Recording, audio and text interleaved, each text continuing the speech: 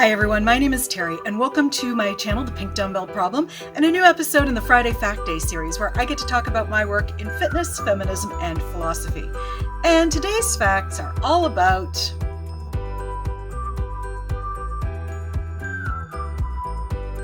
wrist safety in exercise. Now, this is something that I see done poorly quite a lot, and in addition to me explaining what is right and what's wrong with all of that, I'm also going to talk to you about where I think that's coming from. Also, appearing for their second time on this channel, my pink dumbbells are back. Give me a little help demoing. The first thing to go through is what is technically correct and what we want people to do when they are lifting any resistance training implement, any weight training implement, is for the most part, now there's a few exceptions, but 99% of the time, we want you to keep what we call a neutral wrist. Basically what that means, if you're holding a dumbbell, you're not going to dip the wrist forward and you're not going to hang the wrist back, especially if there's a lot of weight here. I'm doing this with a little dinky 1-pounder, no big deal.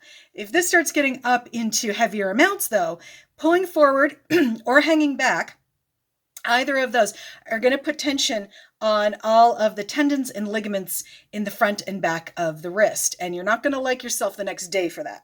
It's one thing for that to happen once or twice occasionally, we all make mistakes, but you don't want to make a habit out of that because over time that's really going to wear down those tissues. And of course, always the corollary to that is not only does it cause a lot of hurt and wear and tear that you don't need over time, it also doesn't do anything for the muscles that you want to train. Basically, it's what we call a neutral wrist, where you're keeping a straight line from your elbow up through your wrist and up to your first set of knuckles. So you're not going forward and back either side. The problem with that is, I'm going to sneak over here.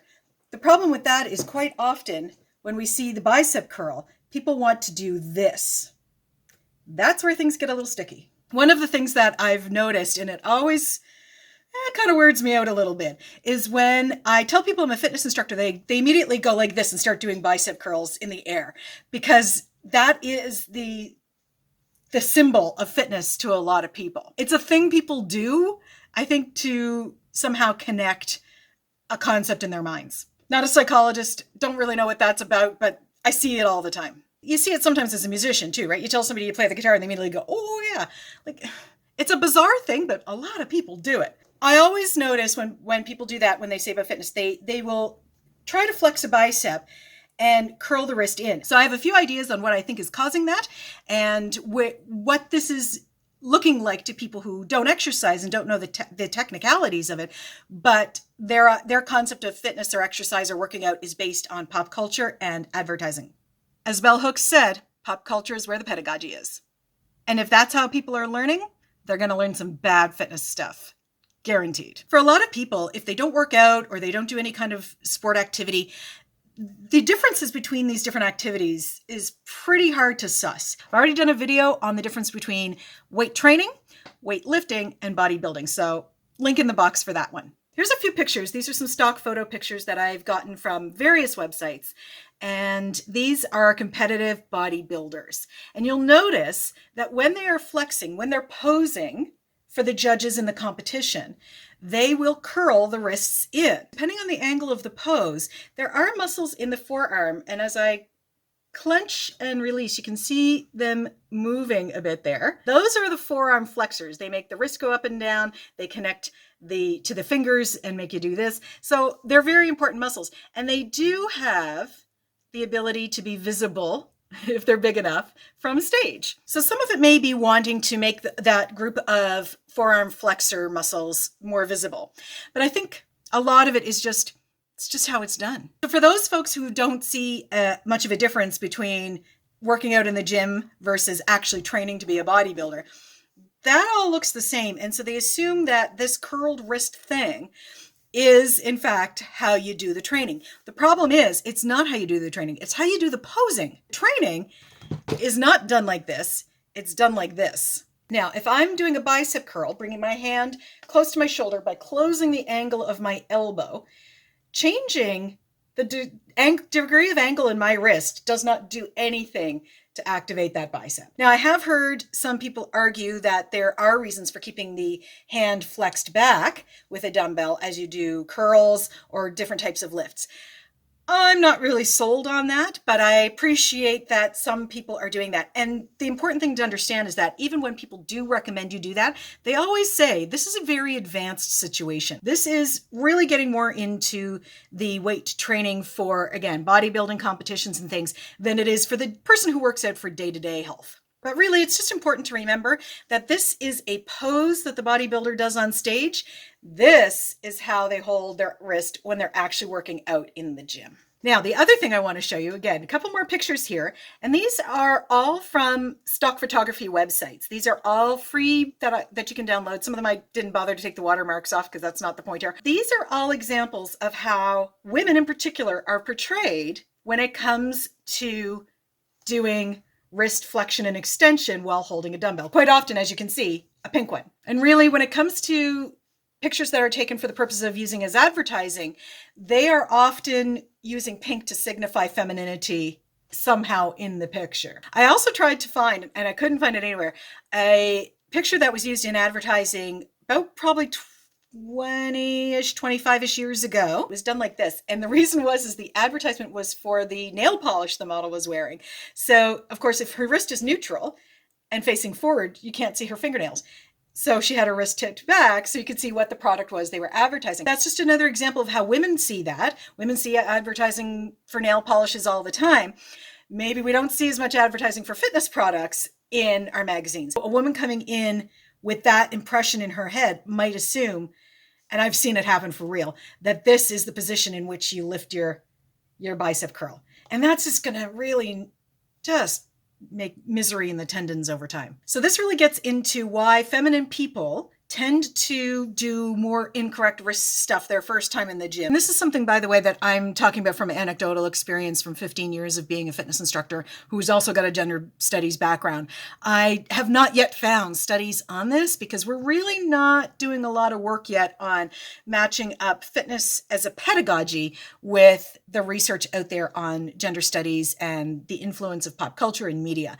And we need to get a lot more of that work happening. One project at a time, though. Let me get a few other things done and then I'll look at that. Just like the bodybuilders, this is a pose.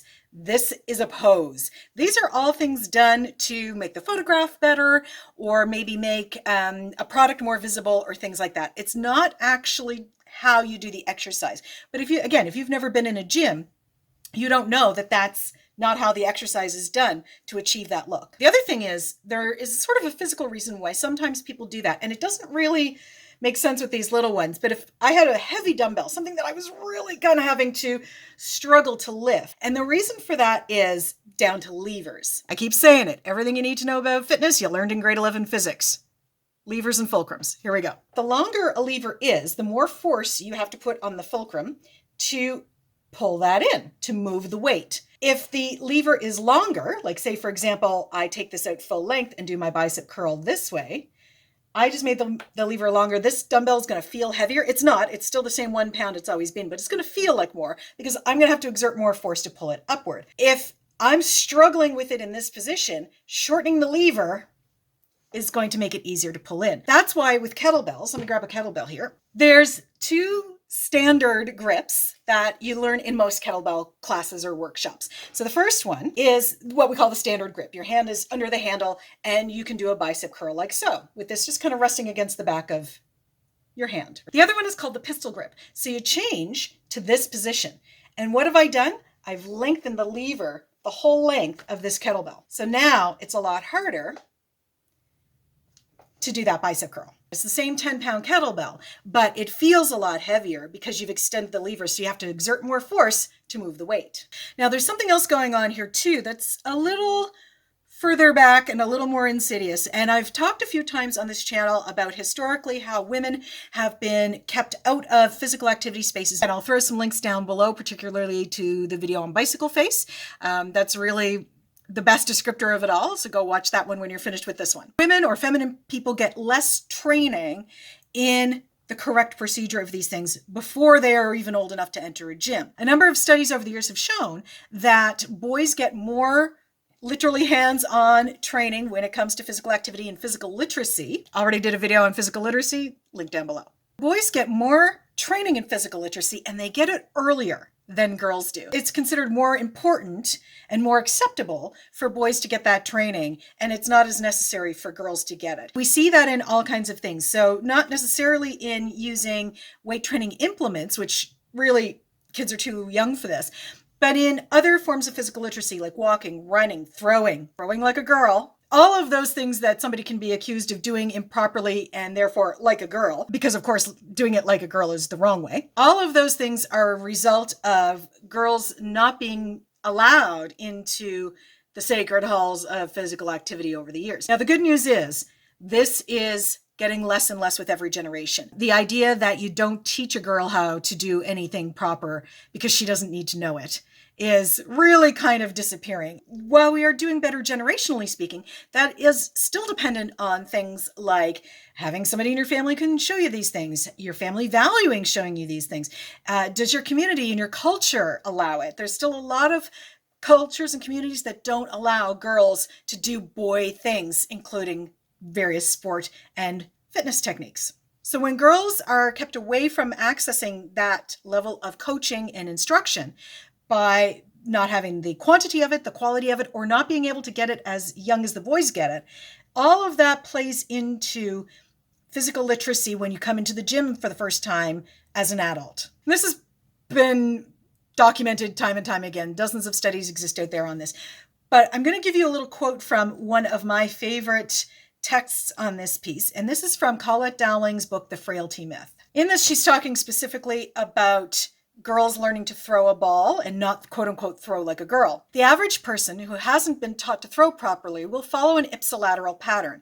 Most boys, as well as girls, will throw ipsilaterally when they start out. It's part of teaching them, says Marty Ewing, a Michigan State sports psychologist. When girls start throwing, it's more like, well, she's a girl and it doesn't matter. But boys get to that point and the father says, oh my God, he's throwing like a girl. And then dad goes to work to improve his son's throwing skills. One of the things Dowling says in this chapter is that these gender difference is in the bodily comportment. And again, I talked about that in my physical literacy video. Most of these are entrenched as young as the age of 3. And it used to be thought that kids that young were still blank slates, but we really started throwing gender things at kids from a very, very young age. So by the age of 3, they have a very, very good sense of what's for boys and what's for girls and whether or not those things can cross that line. I particularly like this bit from Dowling too, because as Ewing says, when it comes to girls, people's attitude is, it doesn't really matter, right? But as you can see from the way he told the story, it's very, very important when it comes to boys. People don't want their sons to throw like a girl or run like a girl or lift like a girl or anything like that, because that is just way too transgressive. It is done for boys to avoid the appearance of homosexuality or gender nonconformity. In other words, neck and neck with the misogyny is the queer phobia. Our pop culture history has put the idea of a limp wrist in our minds very strongly. You don't see it as much in more modern TV shows, but if you watch older shows, especially from the time when you couldn't say words like homosexual and gay, and you weren't allowed to have gay characters on television, and that's not as far back in human history as you'd like to think, then things like standing with a limp wrist were code to signify that that character was gay or could be read as gay. Probably the absolutely quintessential example of that would be Mr. Humphries from Are You Being Served? So much so that they basically made it a trope, a theme in the show, and used it to make fun of the censors a little bit and a little nod and wink to the audience that, hey, we know audience, we know you're smarter than the censors. Audiences are generally smarter than the censors. For a lot of boys, this gets corrected very quickly because it's just not acceptable socially in their family or their community. And girls who are too good at that sort of stuff, girls who are too physically literate, get the opposite problem and they get accused of also being homosexual. So that division of who's good at physical literacy and who's bad at it is very, very, very gendered. Okay, wrapping it up. The photographs that are used for advertising products or used in social media or to promote events are not the exercise themselves. They might be the result of the exercise. After doing a lot of bicep curls, sure, you're going to want to show off the guns, but that's not how the bicep curl itself or any other lift is done. And secondly, be very careful when you are looking at those advertising types of photos. Those are created by photographers. They are not created by fitness instructors or exercise professionals or professional bodybuilders or anybody who is actually out there doing the fitness work. They're created to be appealing to your eye and to make you look at the product. And like everything in fitness and physical activity in general, these things are skills. You have to learn them.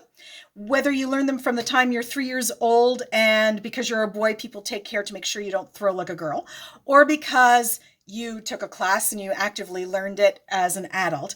It's all part of the learning process. It just happens at different times depending on what you're exposed to and what your parents or guardians allow for you as a kid. There you have it, folks. Thank you for sticking with me in this one. I know this one was a bit longer than the usual FFDs, and it was a lot of bits of little topics that I was kind of pulling together from different areas of study and pulling together into a patchwork quilt to give you the big picture of this one. So thank you for following along. Make sure you do some clicking around down below. Click the subscribe button and give me a thumbs up on this.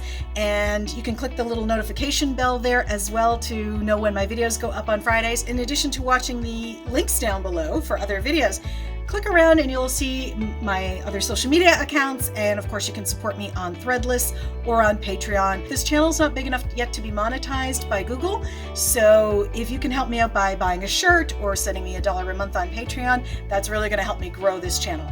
Thanks so much, everybody, and as always, lift heavy, fight the patriarchy, and I'll see you for the next one. Bye.